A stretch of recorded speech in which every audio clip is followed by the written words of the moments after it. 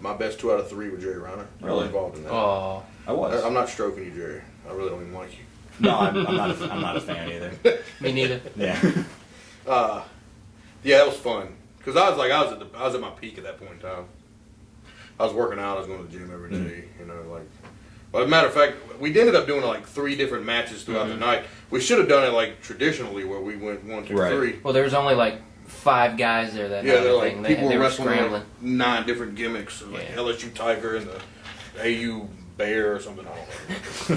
Shinobi and Kung Fu 64. Like it was just, but that was one of my favorite matches.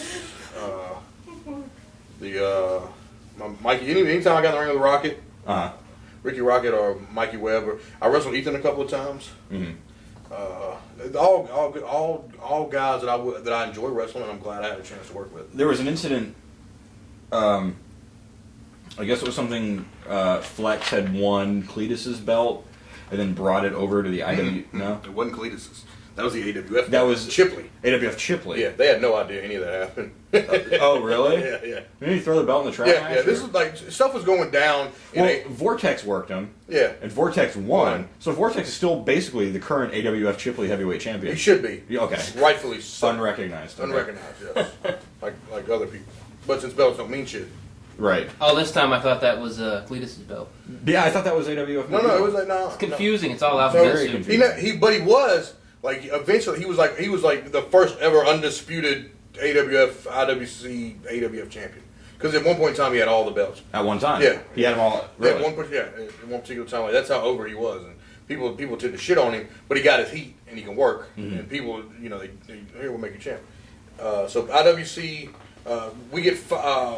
they shut down. I guess IWC does. Mm-hmm. Yeah. Where we get fired, or Ethan gets fired from AWF Chipley. When you say fired, they just like fax him. No. They got into it. They guaranteed us big money. They don't have big money when we do the show. Ethan goes off. How do you mean off? Like, you no good son of a bitch. To his face? Yeah, right there. Ethan has balls. Like, Ethan will fight you. If he has a problem with you, you're going to know it. He's not one of like some of these cats that just keep it to themselves or tell such and such. Ethan's going to let you know he got heat. And he goes off, and rightfully so. Why he was mad, not a problem. How he handled it, problem. Okay. Then they made up right there on the spot, and he gets a phone call, and they said, we're not going to use you anymore. So, of course, my loyalty being to my close personal friend, I leave, and a handful of other guys leave. And then a few months later, we buy the promotion. Buy it, really? Yeah, we bought me and Ethan, my brother, and this guy named Tony, who was irrelevant because all we needed was the money to buy the promotion. Was Tony in the business, or was he? No. He was some mark. He's a guy I knew before wrestling. But Okay. he was still, like we watched wrestling together. He was a 6'5", aloof kind of ogre. Sure. And he loved wrestling, and he was our friend, and he wanted to be our friend. So, he would give us money, and we needed $400 to buy it. We didn't buy the whole promotion; we bought a third of it, Okay. which guaranteed me and Ethan the book. Like we bought the booker out. Okay. So me and Ethan got the book, so we could run the shows. And at this point in time, they're drawing 150, 175. Me and Flex take over the book. They're drawing 225, 250. Okay. We bring in Paul Bear, Percy Pringle, and Marvelous Marcel Pringle, and we start running some angles. And they're not liking what we're doing. Like, Who's they? Jay and Felsberg. The and owners. Jack, yeah. It was just us and Jay. And to this day, I don't think Jay knew that I was actually financially invested in this. I think that he thought it was just Ethan, and I was just helping Ethan. Mm-hmm. But we were doing like we got the money and we split it and we did everything. But so like they're drinking ringside, they're drinking whiskey, and I'm telling them it's not real, because they were at a school and there's like they have like recovery meetings there and AA. so we're, and then he finds out it's real. And at some point in time, like Dandy Jack's kid gets thrown out of the ring, and this angle we're doing, like Ethan hit me with a chair like 50 times, like it was just sick. Because we're building this angle, we're being best friends, and I was turning babyface, and in order to build a sympathy, because I was such a heel, he had to do something devastating to me. Right. So we thought, and we got the money. We sold Dandy Jack our part. We got the money, and we just. We quit going. Like they wanted to keep using us, Right. But at some point in time, I was like, I don't want to go back. I hate driving. I don't have control over what I'm doing anymore, Uh-huh. and I don't want to be an asshole and be like, I'm not doing this and I'm not doing that, so I just won't go. Okay. You know, because as a wrestler, you got to have some kind of control over what you're doing. You know, like, I'll lay down for guys, but it's got to make sense. You know, and it's got to be money. Right. AWF Chipley's still going. You're not working for them anymore. No. Recently, for the past coming up on a year, you started working Dirty South Pro Wrestling. Yeah, before that was Gulf South. I'm sorry, I completely Yeah. forgot about that. Yeah. How could I have forgotten? Percy Pringle Yes. started a school as well as a promotion. Yeah, we started the school first. Tell us what your role in that. I was that guy that did whatever they needed. You know, like if they needed somebody to help hang flyers, it was an honor and a privilege to be working with Paul Bear, so I would hang flyers. They needed me to come help them move something on a certain day. That's fine. I was also a co-trainer. Me, Ricky Roberts, Rocket, and Flex.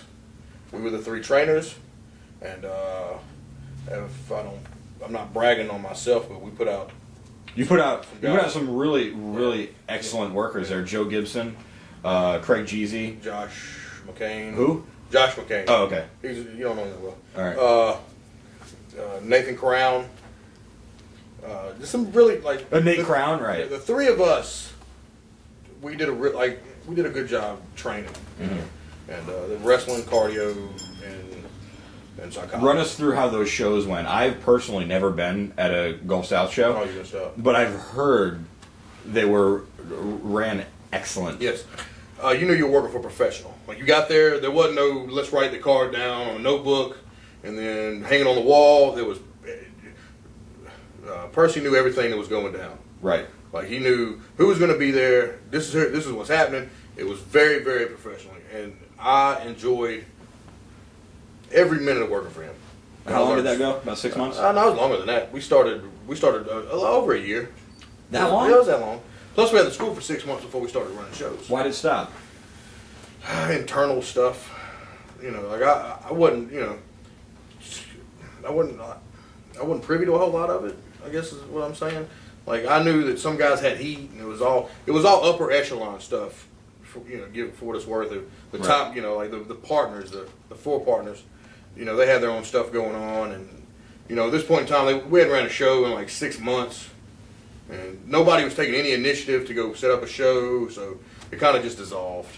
And which kind of sucked because we had a school, and I enjoy teaching so much. Like that's one of the. Did you enjoy that more than actually working? No. No, you like working better. I love I like wrestling better because I'm an entertainer. Mm-hmm. I might not be a very good one, but that's what I am. And but I enjoyed working and teaching people because it helps me remember the things that I need to remember to stay fresh. You know. Okay. Now we'll go to Dirty South. Okay. I'm rushing you, and I apologize. Yeah. We'll have to do a part 2. In no way did I want to rush through Gulf South because I know a lot of stuff happened. Yeah. We got about 10 minutes. Oh, we got about 10? Yeah. Oh, okay. Well, were there any other stories that you wanted to talk about from Gulf South? I mean, the way it was run. It was ran great.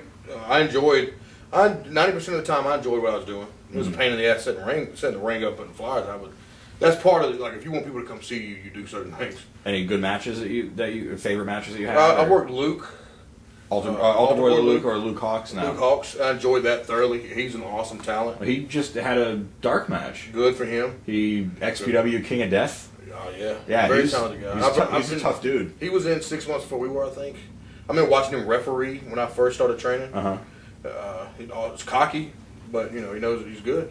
Yeah, he's a legit tough guy in my opinion. He's worked for Ring of Honor, worked for CZW, worked for XPW. He's a phenomenal guy. Really? Yeah. Great talent. Good. You know, as most people in this business, including myself, he's a little abrasive, but I think you got to kind of be like that in this business. So, but